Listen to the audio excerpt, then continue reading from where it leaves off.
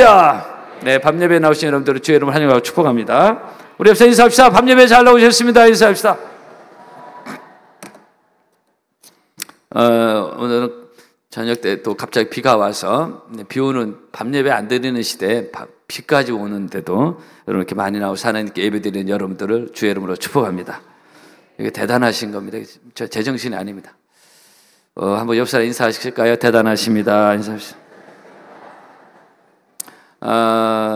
정말로 우리 교회가 동구 파남동에 있지만은 이게 많이 잘 모이고 헌신된 모습과 특별히 밤예배를 드리는 거에 대해서 정말 우리 교계적으로 우리 교회가 우리 교단이 13,000교회가 있는 큰 교단이 제일 큰 교단인데 저희 교단에서는 정말 많이 알려져 있습니다. 이것은 알려진 걸 떠나서 건강한 도전을 사실 주고 있습니다. 이제 이 시대도 이렇게 모임이 될 수 있다라는 그런 건강한 도전을 주고 있어서 저는 감사하고 있습니다. 우리가 엄청난 초대형 메가처치 대형 교회는 아니지만은 그래도 이렇게 쓰임받는 건강한 도전을 줄 수 있다는 게 감사하고요. 그래서 이런 건강한 하나님 주시는 열심과 건강한 전통은 계속적으로 이어가는 우리 교회 됐으면 좋겠습니다. 중고청 여러분들, 초중고청 여러분들을 환영하고요. 우리 앞에 앉아있는 우리 중등고등부 청년부 여러분들을 축복합니다. 바울이 복음 전하다 당한 고난을 본문에서 대략 9가지 정도로 바울이 간략하게 소개를 하고 있고요. 이것은 수요일 날도 계속 반복돼서 보고 있습니다. 매맞음 옥의 갇힘, 오늘 몇 가지 남은 고난을 살펴보려고 하는데 환난, 궁핍, 고난, 매맞음, 갇힘, 난동, 수고로움, 잠물 못 잔 거, 먹지 못한 거, 우리가 이렇게 너무 편안하게 이렇게 에어컨 상태에서 이렇게 좋은 환경에서 이 예배를 드리는데 이 복음이 그냥 전파된 게 아니라 이런 엄청난 우리 바울이나 믿음의 선진들을 통해서 복음 전하는 자들 통해서 많은 고난 가운데 이렇게 우리가 이런 열매를 누리고 있다는 것을 우리는 한번 기억할 필요가 있다는 것입니다. 우리가 수요일까지 쭉 받고 오늘 5번째 난동인데요. 오늘 5절에 매맞음과 갇힘과 난동, 바울이 전하는 복음 때문에 유대 폭도들이 일어나서 소동이 일어나는 것을 말하고 있는데 요즘 말은 데모가 일어나는 것입니다.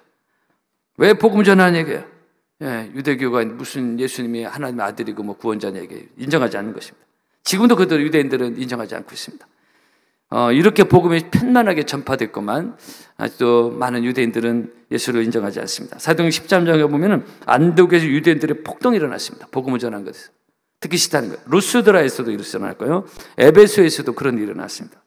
한마디로 사도 바울이 가는 곳마다 복음 전하는 곳마다 환영보다는 폭도들이 일어나서 데모를 하고 막 그렇게 했습니다.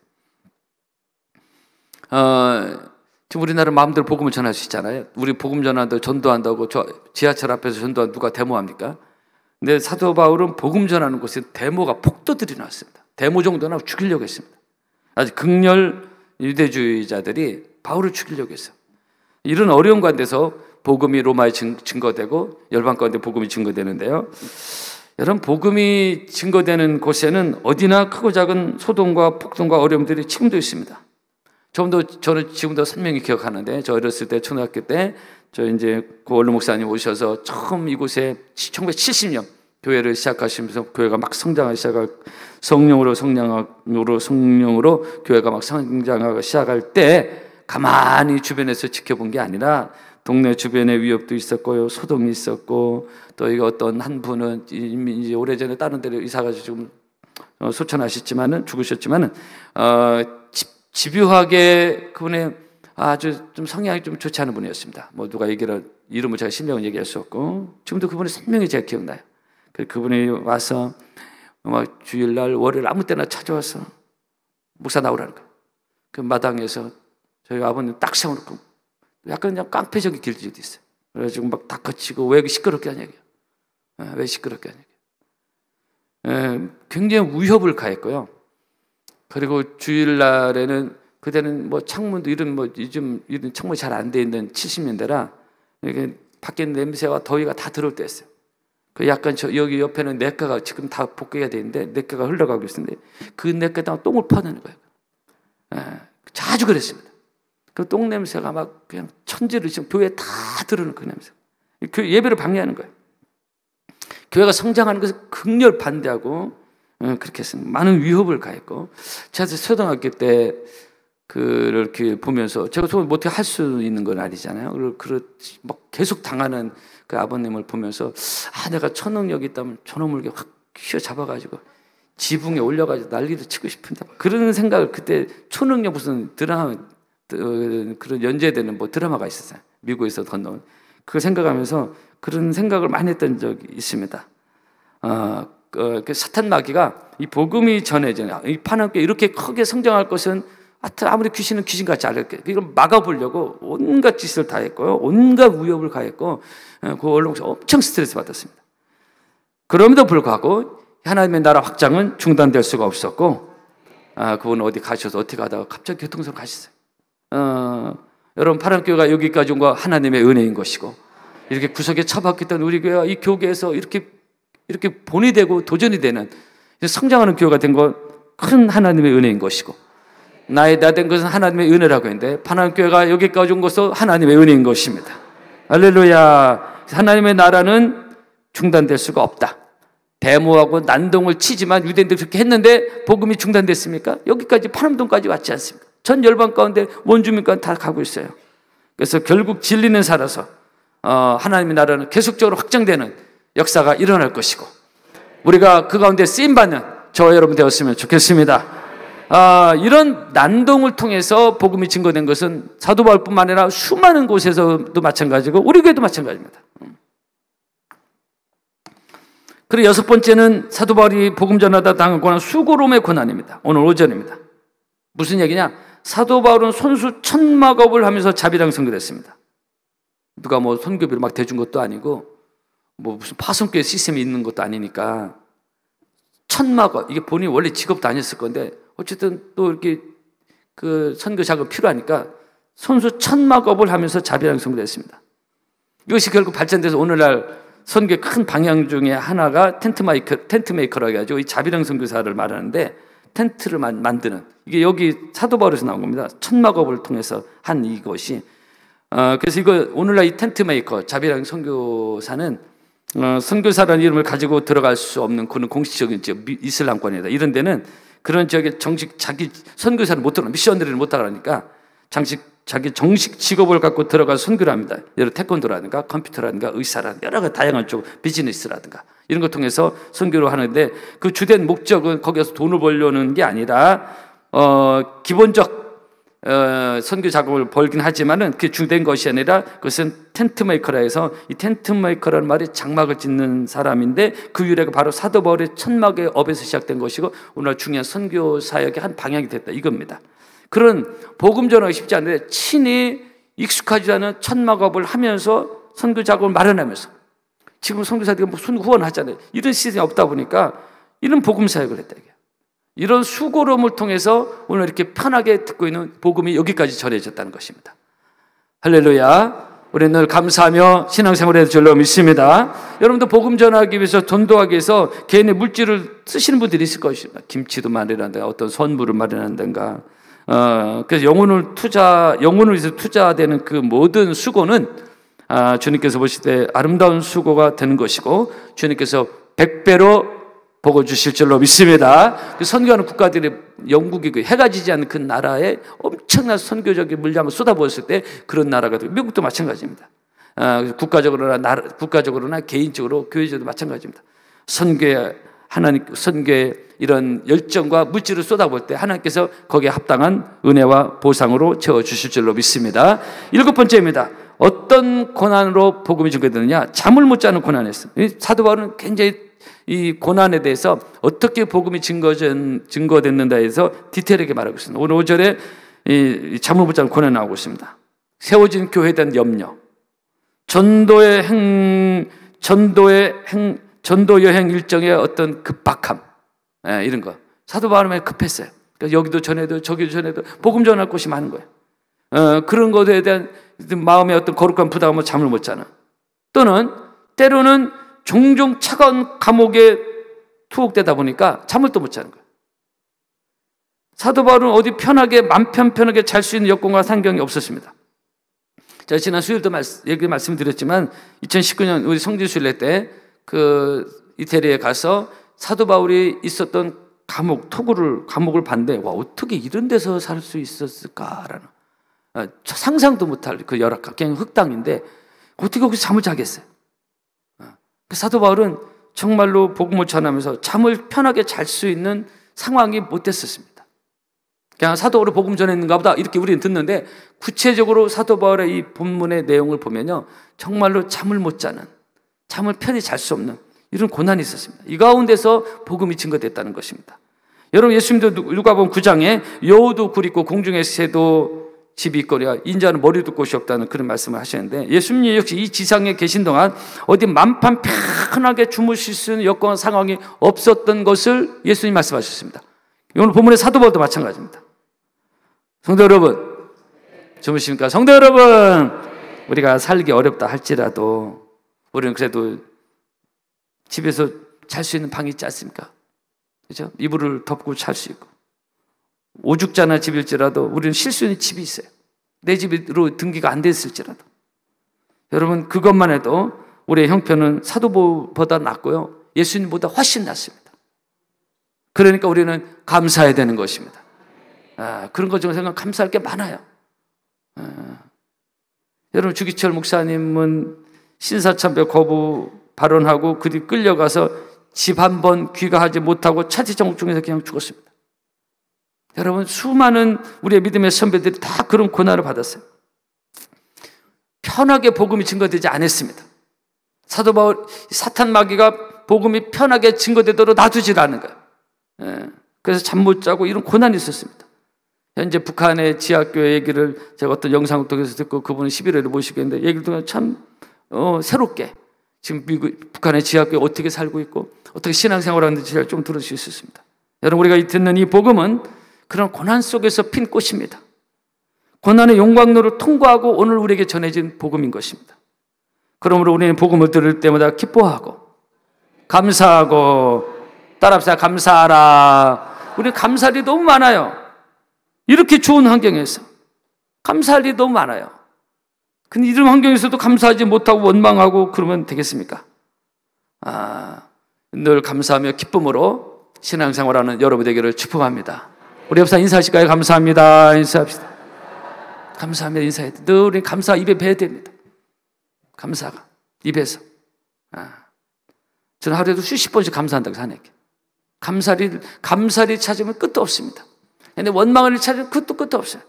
우리의 시선은 늘, 우리의 입술은, 우리의 마음은 늘 하나님께 감사하면서, 우리가 이런 것만 생각해도 얼마나 감사할 일이 많아요. 이렇게 좋은 환경에서 이렇게 예배 드릴 수 있는 거, 이것만 해도 크게 감사할 일이에요. 사도 바울은 떠돌아다니면서 잠도 제대로 자지 못하고 복음을 전했다 이게. 오늘은 이곳 내일은 저곳 주복음 전하리. 사실 우리가 이 찬양 부르는데 우리가 무슨 오늘은 이고 저것은 갈 게 있습니까?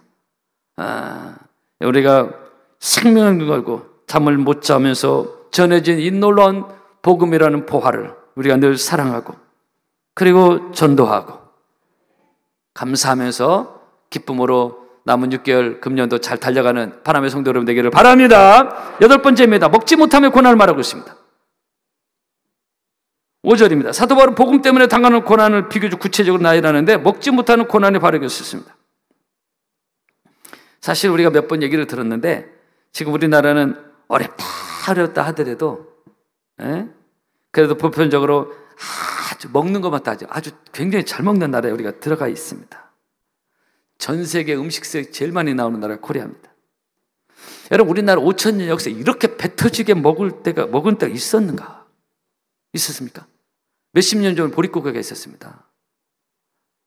우리나라 나물 요리가 왜 이렇게 많이 발전되어 있습니까? 먹을 게 없으니까 모든 건 나물 다 뜯어먹고 그냥.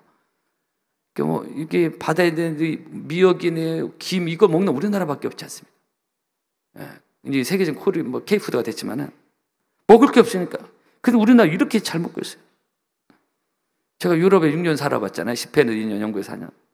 우리처럼 잘 먹지 않아요. 그들이 가난하다 그런 뜻이 아니라 이렇게 잘 먹지 않습니다. 우리 진짜 잘 먹습니다. 여러분, 그런 줄 아세요? 너무너무 잘 먹었어요. 이건 미국에 살던 분도 다 얘기하는 겁니다. 어떻게 코리아가 이런 복을 받았는지. 한 명도 아멘 안 하죠. 여러분, 현재 우리 현대인들이 앓고 있는 수많은 질병은 어느 면에서 못 먹어 생긴 것보다 너무 잘 먹어 생긴 병들 아닙니까? 너무 잘 처먹어. 너무 잘 먹어가지고. 그래서 우리 주변에서 가장 많이 쓰는 단어 중에 하나가 다이어트예요. 이거 언제, 우리 옛날에 다이어트 어디 있었습니까? 60, 70년대. 다이어트에 관한 거는 종류마다 수백, 수천 가지. 아예 단식 수련을 있습니다.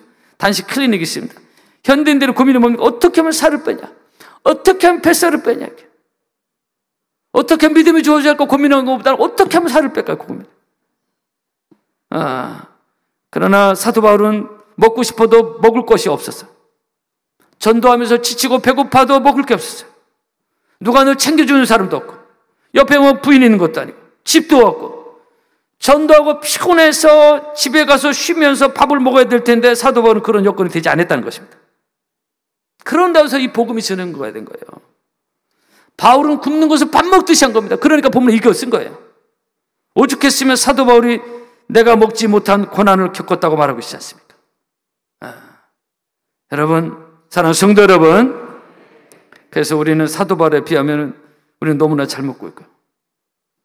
제가 보니까 잘 못 먹어서 피골이 상접한 분, 혹시 여러분 중에 나는 피골이 상접하다는 분 있습니까? 한 명도 없어요. 피골이 상접하기는커녕 얼굴에 기름이 흘러요.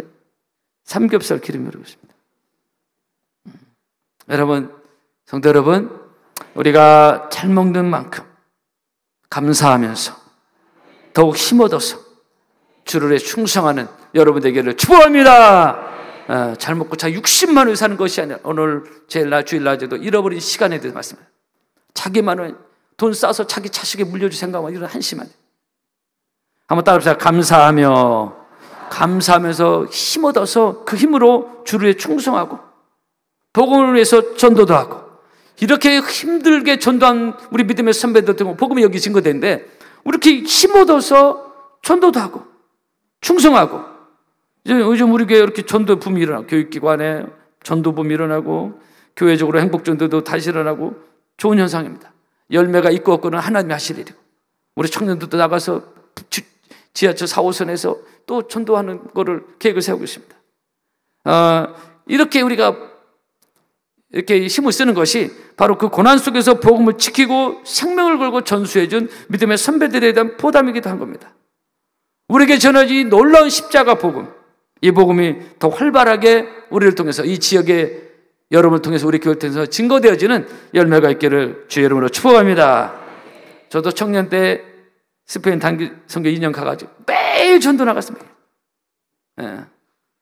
그래서 전도되고 저는 그래 집이 숙소가 있으면 와서 샤워하고 하는데 이 바울은 그런 상황도 아니었다. 그렇게 땀 흘리고 전도해 중동이 얼마나 덥습니까? 집도 없으니 어떻게 씻긴 했을까? 그럼 아마 노숙자든 다녔을 수 있어요. 매일 저도 부족한 전도했고 제가 청년에 임원할 때는 수시로 전도팀 만들어서 대전역 가서 전도하고 그랬던 기억이 납니다. 여러분이 한 번도 이렇게 전하는 복음 받아 나만 편하게 듣고 여기서 많은 것이 아니라 나를 통해서 이 복음이 흘러가는 전도자의 역할을 감당하는 여러분 되기를 축복합니다. 제가 초창기 담임되고서는 구역장들의 그런 훈련 할렐루야 전도합시다 그런 얘기를 했어요. 한번 오른손 한번 접으실래요? 저를 싸우자는 길을 한번 따라서 할렐루야 전도합시다. 한 번 더 할렐루야 전도합시다.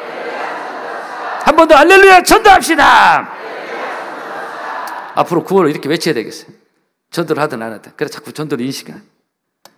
우리 찬양에 예수 사랑 전하세 예수 사랑 전하세 만민 중에 나가서 예수 사랑 전하세. 여러분, 성도 여러분, 우리가 복음을 듣고 있는 거예요. 우리 교회만 자꾸 같이 있으면 자체 물이 썩을 수 있습니다. 사회바다 그런 거잖아요. 갈릴리처럼 물이 흘러가야 됩니다. 그래서 내 안에 들어온 복음이 자꾸 나가야 돼요. 물질로, 선교로, 전도로 자꾸 흘러가야 됩니다. 우리 안에만 자꾸 고여 있으면 되지 않습니다. 우리가 여기 좋사오니 좋아요. 그러나 좋은 은혜 받고 은혜의 물이 흘러가야 되는 것입니다. 아멘. 그래 내 영이 살아요. 영이 삽니다.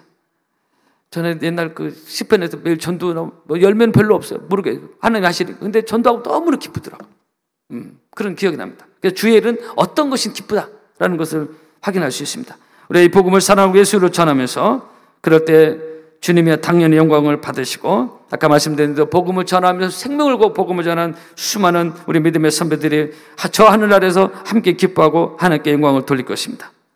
여러분, 결론입니다. 성도 여러분, 주변에 누가 전도할 사람이 없는가 유심히 생각하고 관찰하고, 뜻이 있는 곳에 길이 있다고 했어요. 그런 사람이 있어요. 여러분, 기도해서 하나님, 저 영혼을 제게 붙여주시옵소서. 아예 관심을 딱 끄는 것과 관심을 갖고 보는 건 달라요. 그래서 뜻을 가지고 기도하면 하나님 생각나게 하고 기도하게 하십니다. 그래서 그 영혼을 향한 기도의 분량이 쌓이고, 그리고 때가 되면 여리고성이 갑자기 무너지듯이 그런 열매가 있을 줄로 믿습니다. 그래서 우리 이 어렵게 전해진 이 복음을 통해서 나도 한 영혼에도 전도해 보리라. 그러면 하나님이 구원받을 영혼을 붙여주실 줄로 믿습니다. 그리고 사실 전도지를 뿌리는 전도도 하고, 그리고 가까운 데 주변 직장 맨투맨으로 잘 기도로 사랑으로 접근해서 이 어렵게 전해진, 그 나한테도 전해진 복음이 나로서 이 바톤이 멈추는 것이 아니라 이 복음의 바톤이 계속적으로 이어지는 생명의 이 믿음의 전수가 여러분을 통해서 일어나는 복된 열매가 있기를 주의 이름으로 축복합니다. 할렐루야. 찬양하겠습니다.